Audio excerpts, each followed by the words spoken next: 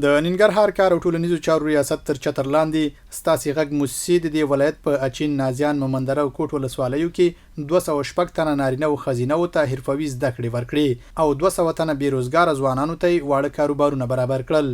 د کار او ټولنیزو چارو وزارت معین مولوي محمد زاهد احمدزي چې د ننګرهار اچین ولسوالۍ کې له حرفوي زده کړو د فراغت په دغه مراسمو کې ګډون کړی وو، وویل اسلامي امارت هڅه کوي ځوانان مسلکي او د کار زمینې ورته برابرې کړي. کار امور اجتماعي وزارت دا هوډ لري او تصمیم لري چې ټول ولسوالیو کې اگر کومه په ټول ولایتو کې مرکزو کې خپل حرفوي زده کړې مراکز لرو، غواړو چې ولسوالیو ته قرار وغورځو لکه څنګه چې نن اچین ولسوالۍ ته راغلي، آینده به انشاءالله د افغانستان ټول ولسوالیو ته همداسې ځو.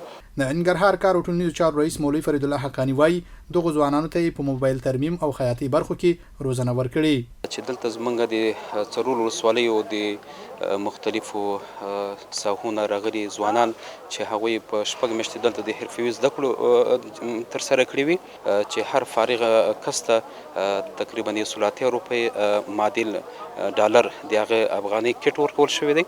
2 حرفې دي چې و د خیاطۍ حرفه ده او بل چې د موبایل د ترمیم حرفه ده.